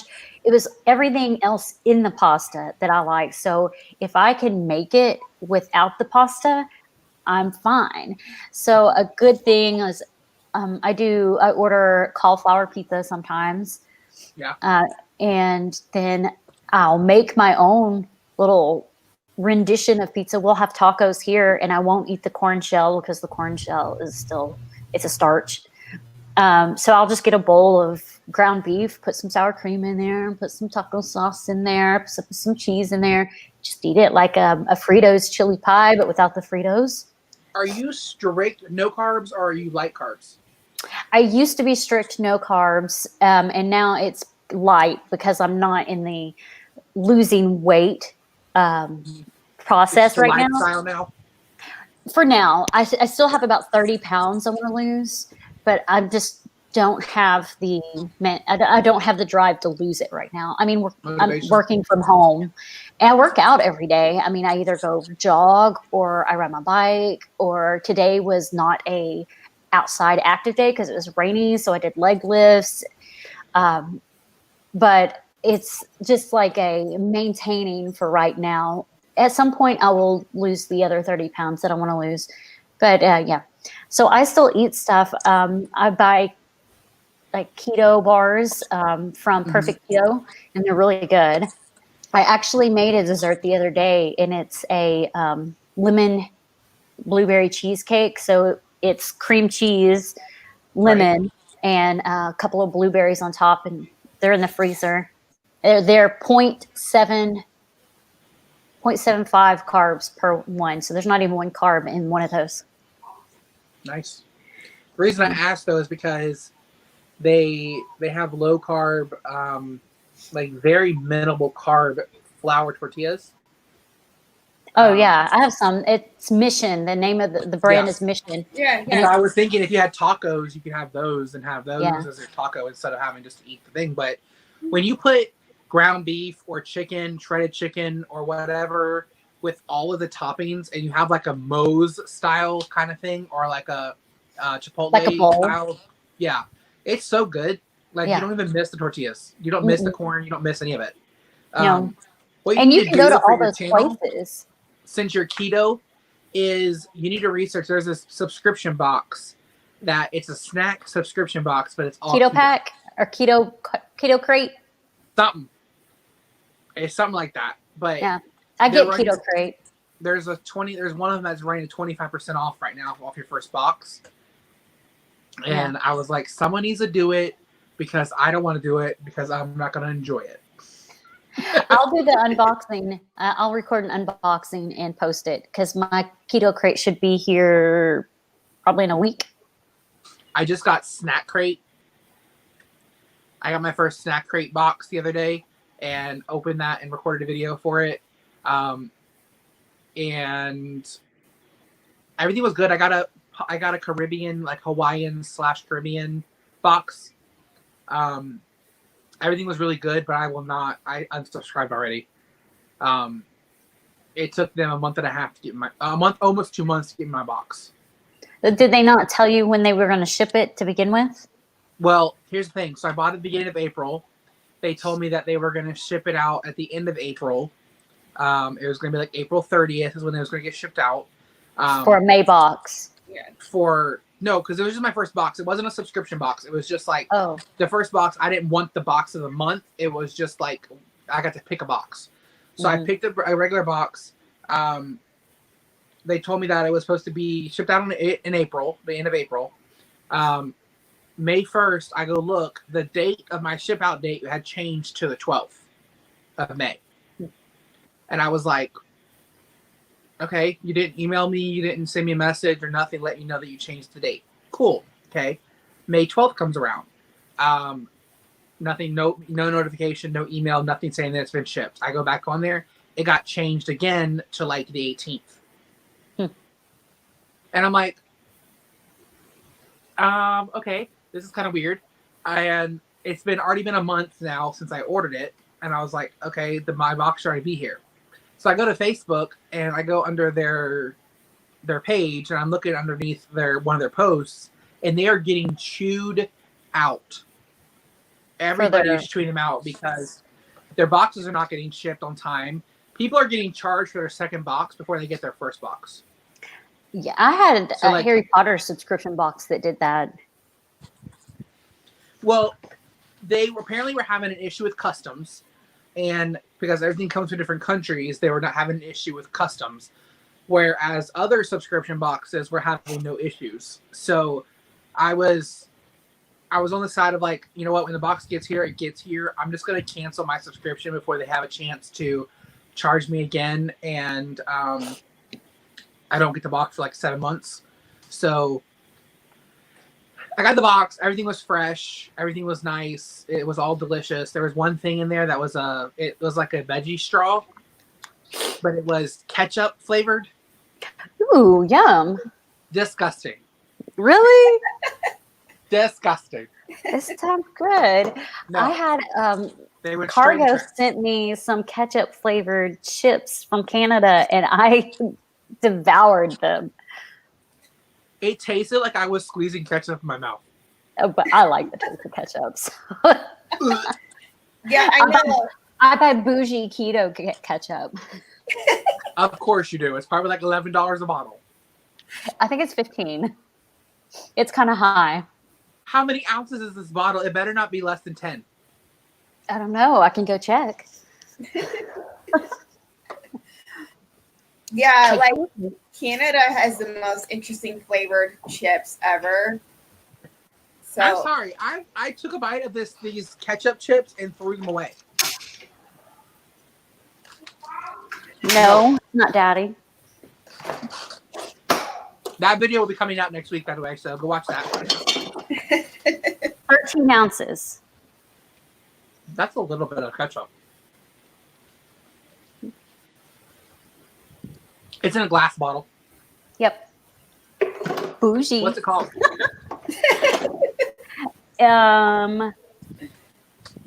G. Hughes sugar-free ketchup. Oh yeah, because the sugar and ketchup is extreme. Oh, I got some I moonshine. like sugar-free ketchup whenever ketchup or tomatoes have sugar in them naturally. Good question. Hold on, I'll tell you how many carbs are in it. I think it's like 2. No, 1 carb per tablespoon. Not bad. I mean, you're not going to put a whole tablespoon of ketchup on your burger anyway. That's true. yeah. So, you love those ears, don't you? I do. I think, like, for me, if it's a custom pair of ears that nobody else has, I love them. Same Z's. Same Z's. Oh, you're the same? Yeah. So the creator, I've ordered from her a million times. I did not know that she knew I did YouTube. Her name's Beignets, and I've had her make me custom ears. I had her make me my Harry Potter ears, the red ones, and then I had her make the Ravenclaw ears. When she made the Ravenclaw ears, she sent these with it. And I had no idea she knew that I did YouTube. So these were custom made. They're not on her website or anything. People ask me about them all the time. Yeah. Yeah, I've seen a lot of comments on those on your videos. Yeah. Every time I wear them, I get comments on them. This pair and then my beast ears that I made are my favorite 2 pairs of ears. They're really good. I have a pair that are 3D printed, and I sent the lady who made them pictures off the internet. I was like, I want this is what I want them to look like. This is what I want the characters to be on the ears. Can you make them? It took her 3 months to put the pictures into her software and all that kind of stuff. And she eventually came back and was like, this took me 3 months, but I think they're good. I think they're done. I put them in the color that she wanted. And I sent her a picture of Merida and her mom on the tapestry, where her mom's a bear and Merida like are holding hands. And then I also have the triplets, her triplet brothers on the other side. And one is tan side, one is tan and one is black. And they were $40, but I asked her specifically, I was like, look, I understand you have every right to put these on your store to sell them. And I was like, I would just, if I can ask a favor, can there be a way where since I came up with the ideas and I asked for these specifically, if you would not post on your store, like just let me have these ears specifically for me, so no one else has them. And she was like, to be honest with you, she was like, I'm not going to post on my store because they're too hard to make. She was like, these are the most difficult ears I've ever had to come with to actually design in my life. So she was like, I will not be making any more, so you will not have to worry about me selling them. So, because like the Disney ears, like in the stores at Disney, let's say you go and you buy the rose gold ears. Everybody's going to have them, so they're not special. Yeah. I would rather have a pair of ears that no one else has and wear them. I will wear those Brave ears over my own ears. I am okay if there's like maybe, like when I create ears, I usually create 2 pairs. If there's 2 pairs, I'm not likely to run into that person wearing the same pair of ears. Yeah. So I'm okay with that. Yeah, I've told Kat and Ashley and Holly, because the 3 of them are my partner channels. I'm like, for our anniversary, for our partnership anniversary, I'm going to make us all matching ears, and that will probably be like the only time I won't post them on my Etsy shop, just because I want to make sure that like the 3 of us have a pair of ears to like remember by. But yeah, so that's what we did. When you go to Walmart and you buy fabric, or if you go to Hobby Lobby or Joann's and you buy fabric, there's no way, like you can make, like I have a pair of Star Wars ears that have characters on them, but I got the fabric from Walmart. So I have never seen anybody have fabric with that in the parks. Bye, Tony. And I've never seen anybody have the same ears as me. But I kind of expected it to happen because it's such a cheap fabric and you can get it at Walmart, so everybody can get it.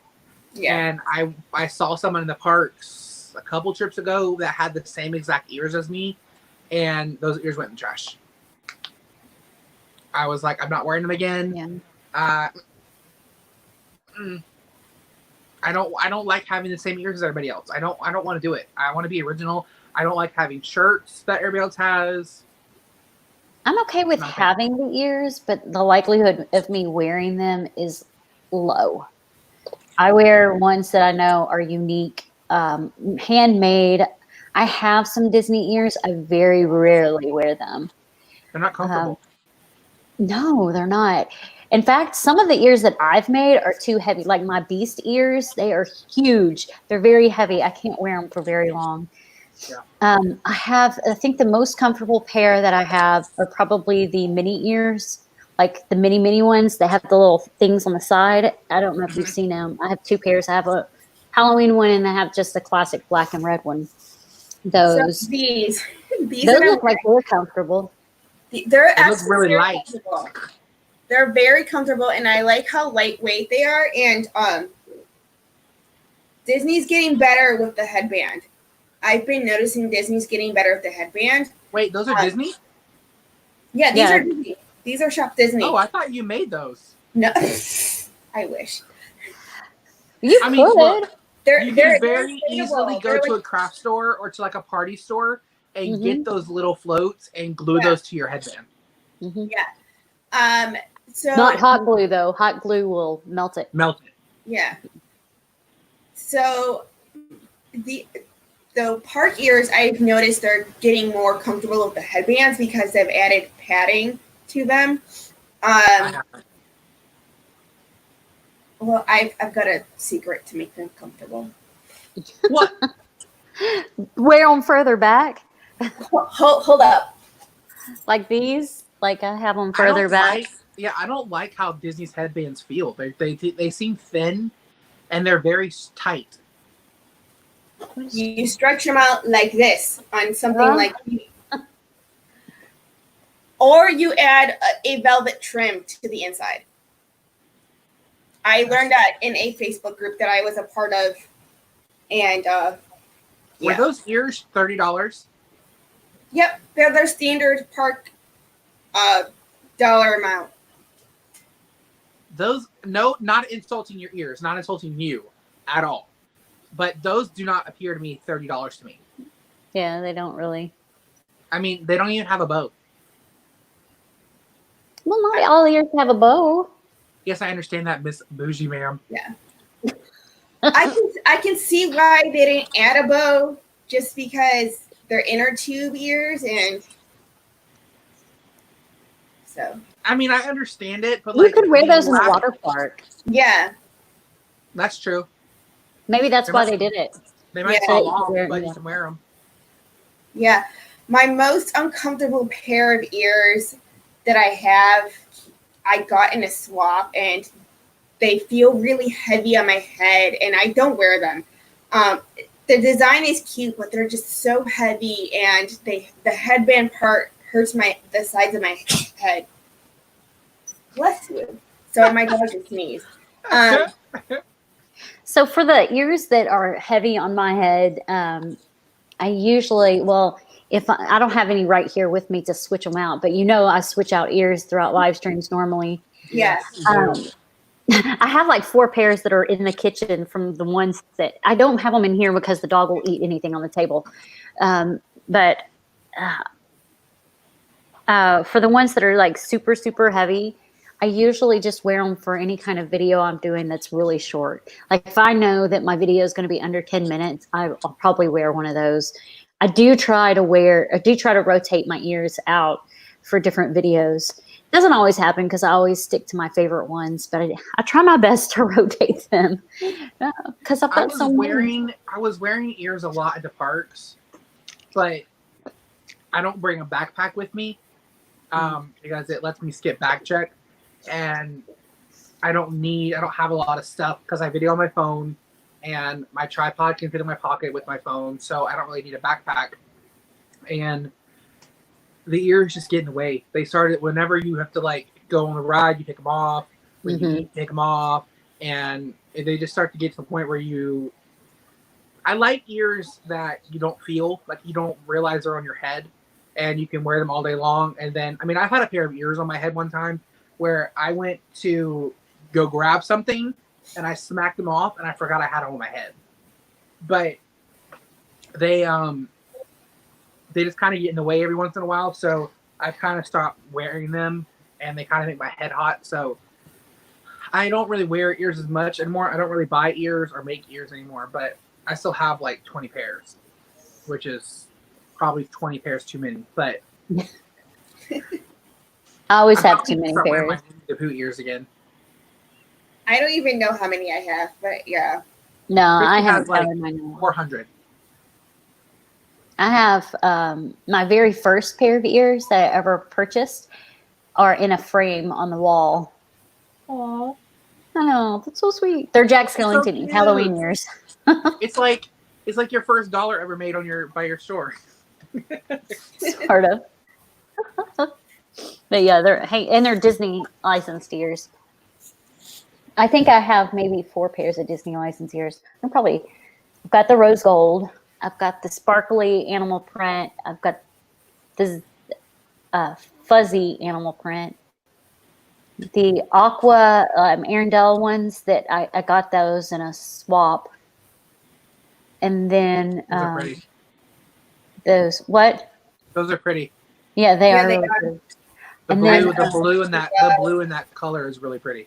yeah, and then the Jack Skellington ones. I have one other pair that's a Halloween pair, but I have it.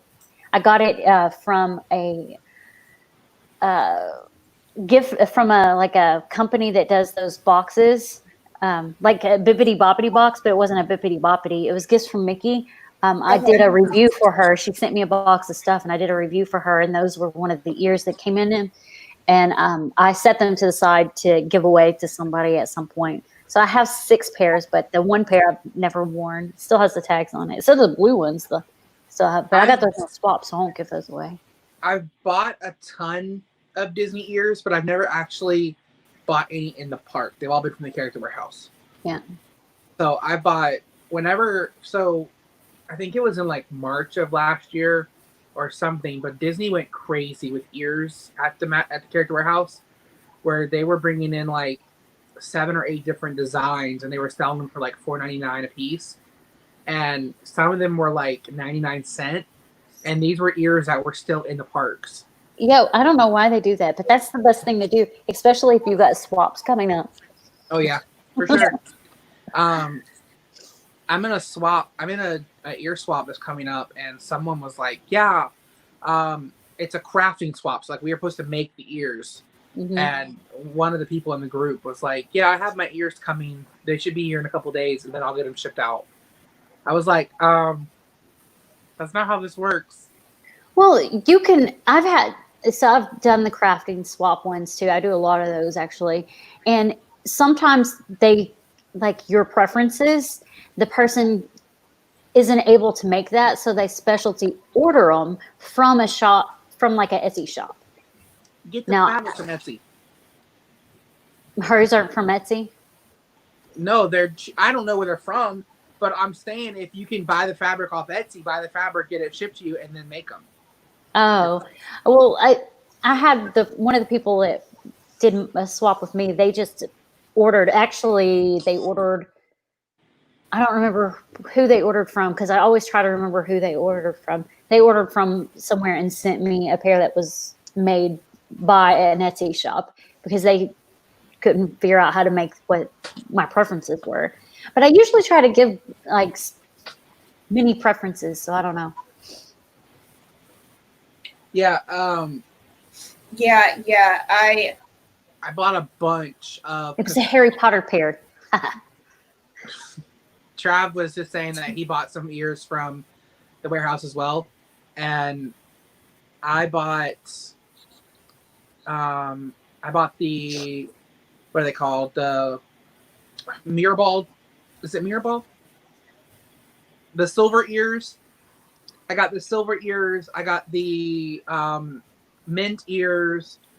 I got the polka dot ears. I got the flower and garden ears from last year. I got Halloween ears, the candy corn ones from last year. I got those for like $5. And I got them all specifically to give away because I knew that I was going to have giveaways coming up for my channel. And I was like, those would be perfect giveaways. Those would be perfect people to get that aren't able to get out to the park. They can go and get a pair of the whatever they're called, any of the ears. Yeah. And I also gave some away to family that just wanted them. So yeah, the only pair of park ears that I never got an opportunity to get my hands on were the Little Mermaid anniversary ones. That have the shells for ears? Yeah. Oh, those were the only ones I was not able to get my hands on. I'm just like, I want them. I think that Disney is doing better with their like creativity on their ears. Yeah. And they're also doing really well on the creativity, but also diversity of characters. Yeah. And like bringing in stuff that's not just Disney characters, like the inner tube ears. Yeah. That's something that I don't think they'd actually usually would have released a couple years ago, like the donut ears. But the ears have been so cute the last couple months that that they're selling out before they even have a chance, like before the holiday even gets here. Like Christmas ears last year sold out before December. I think December even hit. Yeah. Like yeah. the gingerbread ones, the gingerbread ears. I wanted all of those Christmas ears, and the gingerbread ones were really big. I was not lucky. Yeah, I haven't gotten any of those. I am actually. Have you guys seen my like bright blue ears and then my pink ears, and they're just fuzz balls? Oh yeah, your little poofy. Yeah, I think so. Those are actually Christmas ornaments. I just bought Christmas ornaments and glued them to my headband. Did you glue the fuzz around them? No, they had the string for to hang on the tree. I cut it in half and I tied it around the headband and and then used hot glue on the string so that it stayed to it. That's a really good idea. Just like regular Christmas ornament ears. Mm-hmm. And then just put a bow in the center. And I put like a colorful bow so it doesn't look like Christmas ornaments on my ears. That's a really good idea. Thank you so much for giving me that idea, Christy. No problem. Get some Christmas ornaments, make some ears. Because like you can go to Walmart and get like the little plastic ornaments that are like $1 a piece and take the top off and you can put stuff inside. Well, these were from Hobby Lobby. The ornaments themselves were $1.99 a piece, but half off because it was after Christmas. Woo!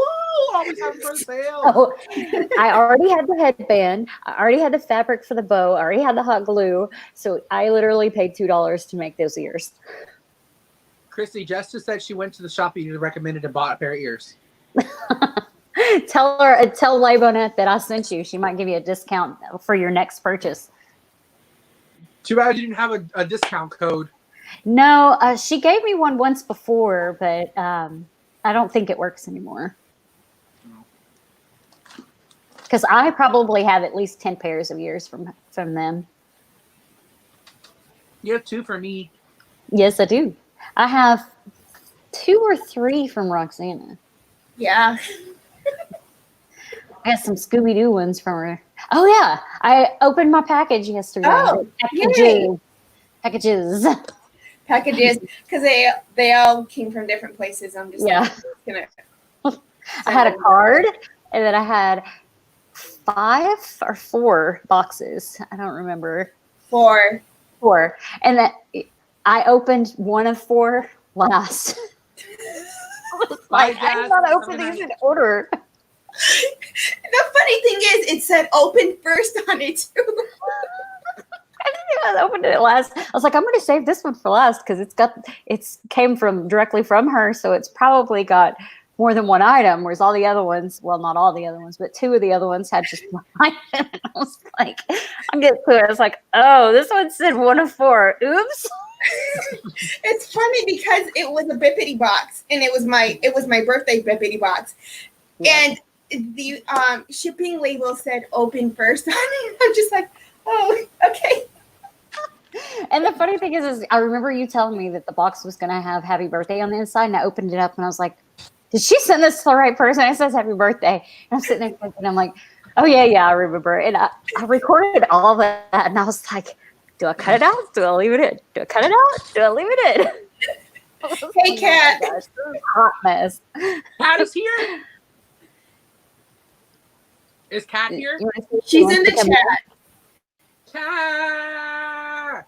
You want me to message her and see if she wants to come in? Well, I asked her earlier if she wanted to help, if she wanted to stream, but she said she wasn't able to tonight. Okay. But I don't know if that's changed or not. I don't know if she wants to pop in and say hello. And grace us with her beauty. So that's going to be a very funny video to watch. I haven't. What is the I slide actually cord? haven't edited it yet.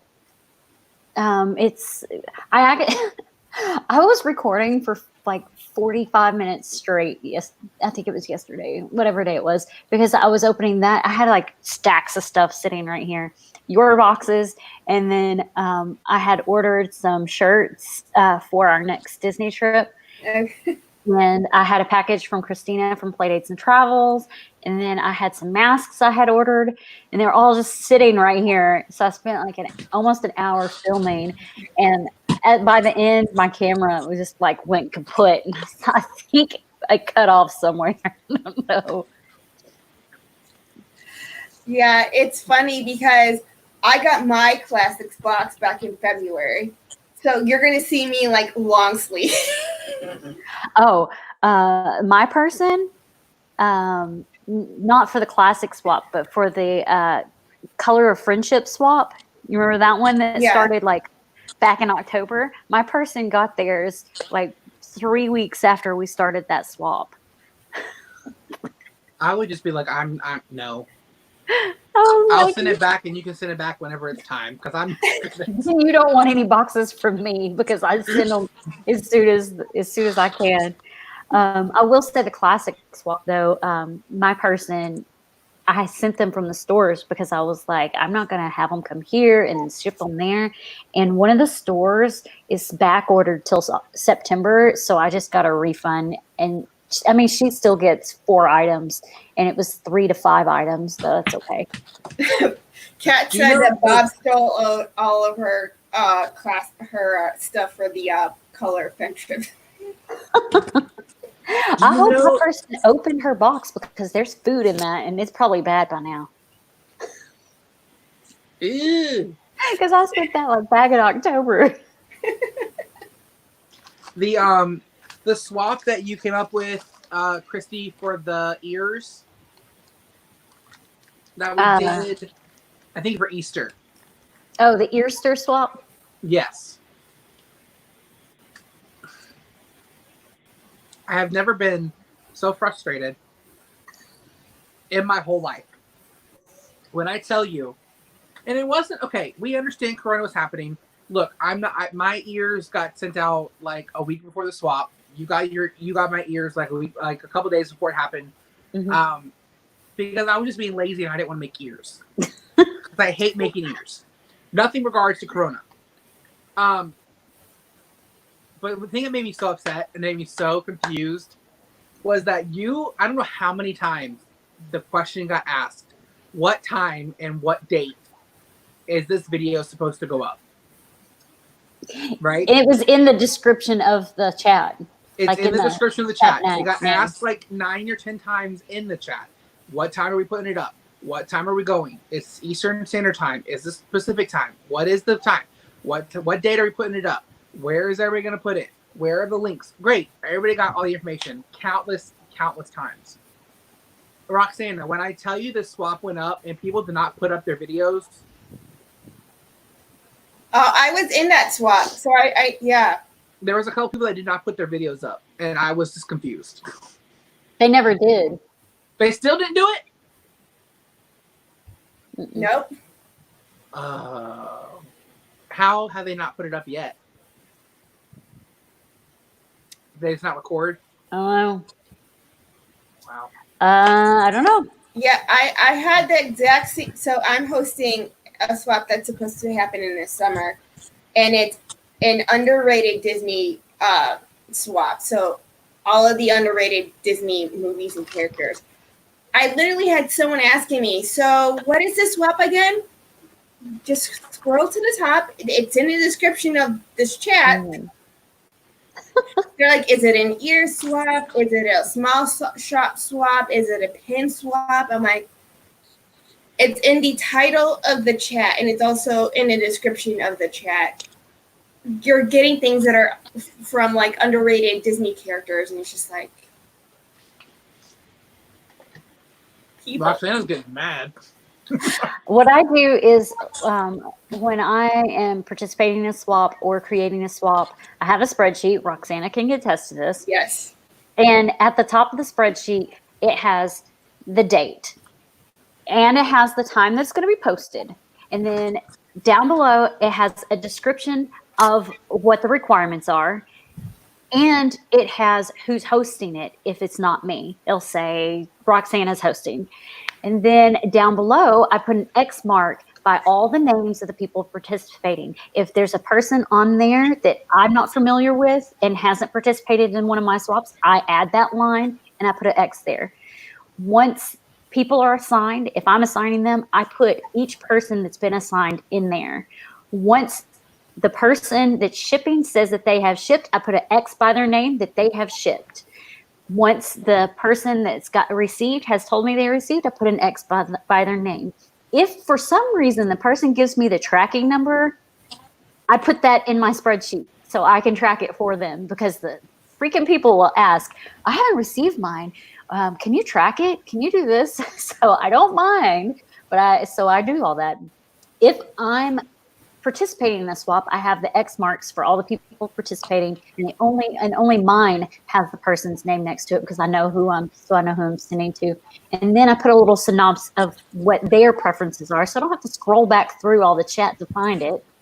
Then once I've shipped it, I put that information in there, and I put the tracking number, and I track it to make sure that they got it. I usually just like take a picture. I'll take a screenshot of the chat of so like if my person that I get assigned to gives their preferences, I'll just find that in the chat and just take a screenshot of it on my phone, so I can just scroll through my pictures and find it. Because I don't like getting involved in a lot of swaps, especially more than 6 months out, because I'm the type of person that will forget. I'm the type of person that does not write anything down, and I will forget. So like December will come along and we'll be doing a Christmas swap, and I will be sitting there the day of the posting and being like, oops, I forgot. Yeah. So there was one swap that I was a part of, and like a week before this swap was supposed to get posted, not everyone had received their box yet, and it happened right as like Corona like started messing things up. And the host of the swap was like, yeah, this is still going on even if not everyone has their box. What? You push it out. If you can we pushed out the Easter swap, and it was supposed to be on Easter Day, and we ended up pushing it out a couple of weeks. We did like a week later. I was so mad. I'm just like, no, forget this. I was in a swap, and the host actually, I don't even think she's a YouTuber anymore. The host had me as the person that they were sending to. And she created the swap like 4 months in advance. And I'm sitting there messaging, I haven't received my box yet. And then I was like, look, I go out of town in a week. Our post date is 3 days into my vacation. I'm not going to be here. I never received the box. I mean, I did, but I didn't get the box. And it was 4 different boxes. Not that matters. I mean, that happens, but I didn't get it until like 4 days after the post date. And she didn't push back the post date. She was just like, oh, well, you can post it when you post it. She's the creator of the swap. Push it back 4 days. You're the host. You're the one that sent it late. Yeah. Okay, well. Never I do don't a even swap think her she's a again. YouTuber. Yeah, she's not a YouTuber anymore. I participated in one other swap of hers, and the same thing happened, and she didn't even have me that time. Somebody else had me. And I was like, yeah, I'm done. Yeah. I've created one swap, and I will never do it again. You don't like hosting them? Well, it wasn't that I was okay with hosting them, but I was okay with hosting it, but with the responsibility that comes with hosting it, and like making sure everybody gets their boxes, making sure everybody shipped out their boxes, making sure everybody knows the date, making sure everybody gets the links to all the other YouTubers and all that kind of stuff. That is the difficult part. And like I was stressing out over making sure everybody got the right person. Like I was hoping that I didn't make any mistakes in picking people for each other, because I didn't want like one person to get 2 boxes and one person not to get a box. Like I didn't want that to happen. Luckily, there was only 6 of us in the swap, so it was small. I don't know if I could be able to handle like 15 plus people. But Mm-mm. I'm done with big swaps. I will not do any more. Too much. Kat just said that she gets frustrated when she sends something out of the country 2 months in advance and it gets there like 3 months later. 3 months. Yeah. yeah, I did a pin trade the other day with a lady. And it was a Merida pin, and I did not have it, so I was freaking out, and I wanted it. And I messaged her, and I was like, let's trade. Did not know she was from Canada. Oh, wonderful. Until the moment she sent me her address. She did not want to tell me she was from Canada. So I shipped her out a Winnie the Pooh Hong Kong pin. And it cost you like $10 to ship. $11. Mm-hmm. I was like, this is more value than the pin. Mm-hmm. To ship out this stupid pin. And I was like, okay, I had to like, reverse psychology yourself. And you're like, okay, so I'm getting a Merida pin. I'm getting a Brave pin in the thing. It'd be like $16 or $17 to buy it in the park. So, okay, that's cheaper than having to go buy it in the park. So let's just do with that. $11 is not bad. She probably had to pay more in shipping too than you did. Oh, no, she just used the stamp. What? She said she just used one stamp. Why? I have no earthly idea. There's no tracking. It's cheaper for her to ship with just one stamp. So this pin's going to probably get here in December. And it's probably going to be bent all the crap. Yeah. So because we'll you see what can't use happens. a I don't know. stamp if you've got a bubble package. Well, I think it's in a bubble mailer and it's wrapped in bubble wrap, but it's just got a stamp on it. So I don't know. I hope I don't have to owe anything whenever this pen gets here. That's going to suck if I have to pay more, which I'm not going to. I'm going to refuse it. But we'll see what happens when it gets here. But I was like, I am never again shipping to Canada or shipping anything from Canada. I'm not doing it. Not just a pen. Yeah. I'm asking everybody in the future where they're from.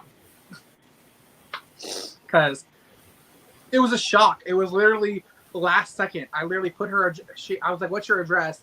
I was going to go enter into the computer to print a label and found out it was from Canada. I was like, I don't even know if I know how to print a label to Canada. So, all right. So we have been streaming for 2 hours. Yes, we have. So I will probably just end it here. I got to walk over to the computer to press the end broadcast, I guess. But thank you for being here for my first live stream. Thank you, everybody who's in the chat. If there's anybody in the chat now that's still there. Hold on, I'll tell you who's there. We have 9 people. Yeah. I think half of them are me. Are you logged on multiple times? No, my brother came in here earlier and he was like, look, and I was like, what? And he was like, I have you on 3 computers. I was like, okay. So, all right. So I'm going to go ahead and end the broadcast here. Thank you, everybody, for being here. I appreciate you. I had a lot of fun. So maybe later this week we can get together. I know I'm going to be on Roxana's channel on Saturday, broadcasting with Roxana. So. Yep. Oh, I'm hosting Spilling the Disney Tea this week, and I need to send out the reminders. Invite me. I want to come. Well, I already have my guests this week, but please be in chat. I will be in the chat. I'll be in your bougie chat. My bougie chat? All right. Appreciate that. All right. So I will talk to y'all later. Thank you so much for being here. Thank you, everybody. See you later. Bye. Bye. And the broadcast.